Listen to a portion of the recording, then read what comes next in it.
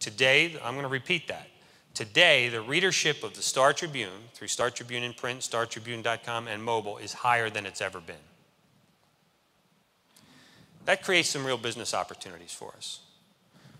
2/3 of the adults from the age of 25 up in the Twin Cities regularly read Star Tribune or StarTribune.com.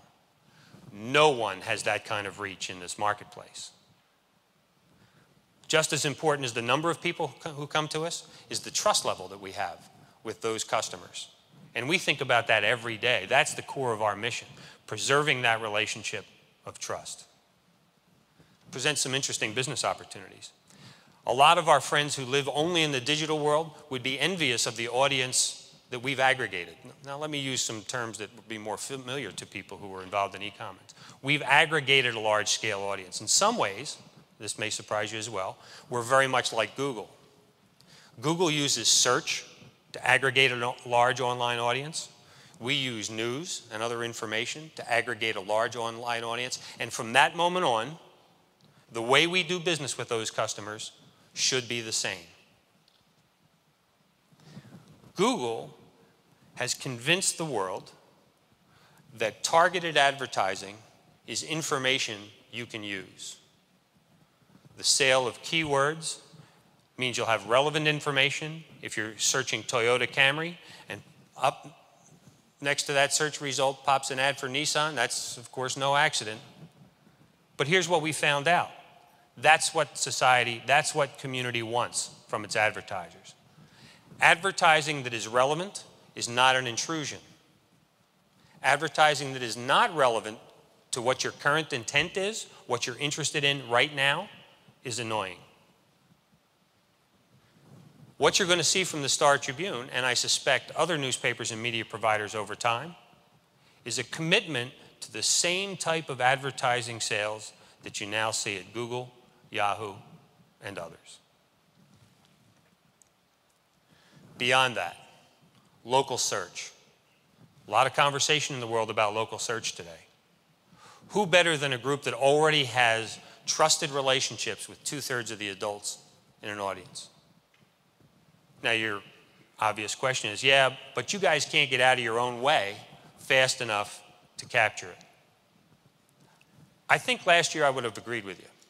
Last year I was on the outside of the company. This year I'm on the inside, and I see what's going on. I see a change in thinking. I see fresh blood in the organization. I see energy and momentum. Over the next couple of weeks, we're going to make some significant announcements about the creation of our new digital platform. That digital platform will impact both our reader customers and our advertiser customers in profound ways. Our approach will be to retain one large consulting firm, with international scale and prestige, to function as our general contractor. Through them, we will be approaching many of you about how you can help the Star Tribune and how the Star Tribune can help you.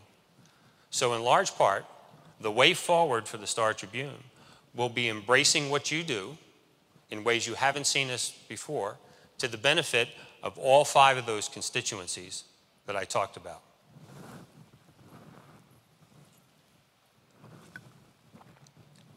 Let me try something, quick audience participation.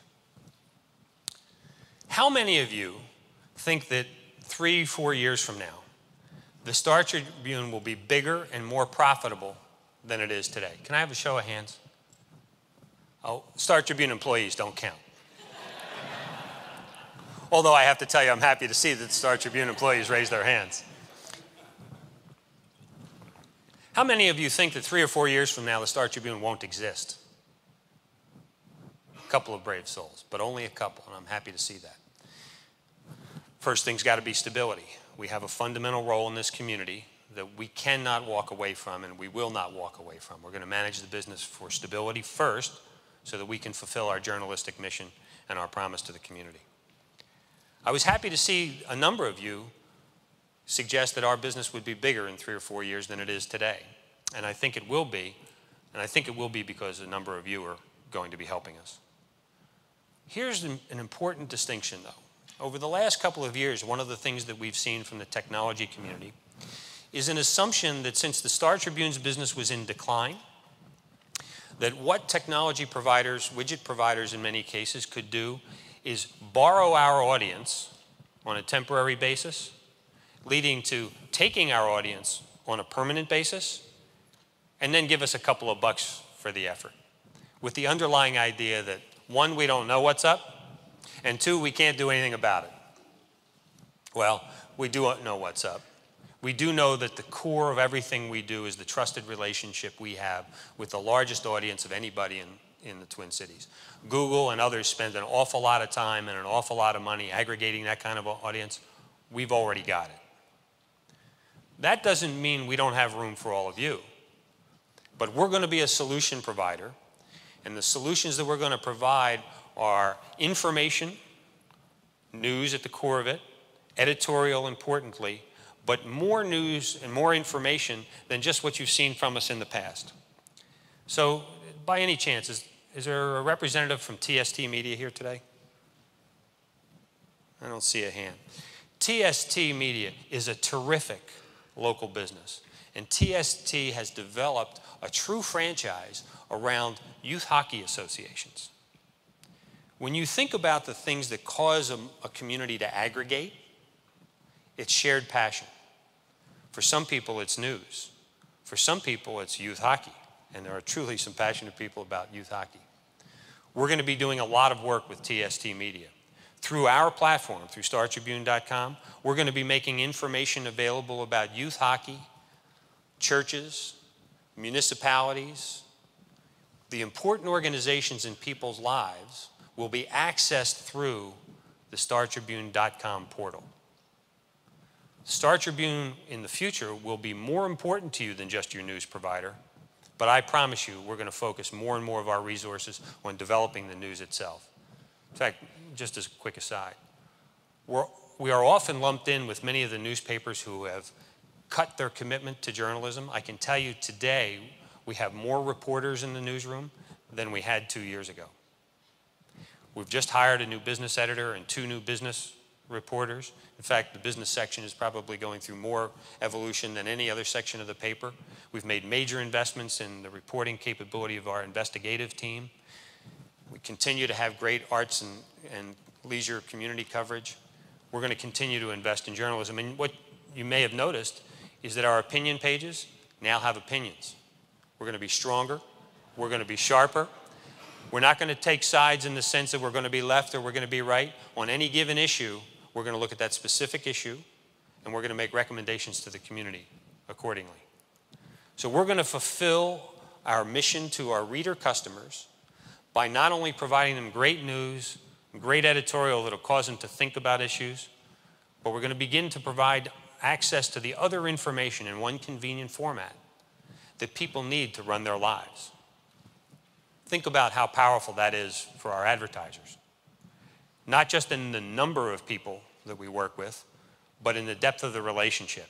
And we can introduce our advertisers to our customers in ways that make sense. Targeted, relevant advertising. Let me give you a couple of ideas around this. Let's take the automotive classified business, which had largely gone away from the Star Tribune. Because our economic model allows us to profit in a lot of different ways, with display ads, Sunday inserts, subscription sales, we don't have to make money in any one particular vertical. So what if we did this? What if we said all automotive classified listings online are free? Craigslist has done it. Why wouldn't we borrow some of those same techniques? If we do that, and we've talked to our auto dealer friends, they tell us, well, we'd list every car that we have in inventory. If individuals who are selling a car know that the Star Tribune has the size audience that we do and the engagement with that audience that we do, they, of course, for free, would list their car for sale. If we have all the inventory, we work with all the buyers. By doing so, we've reaggregated the commercial side of our business, much like we continue to invest in the aggregation of our relationship with our customers.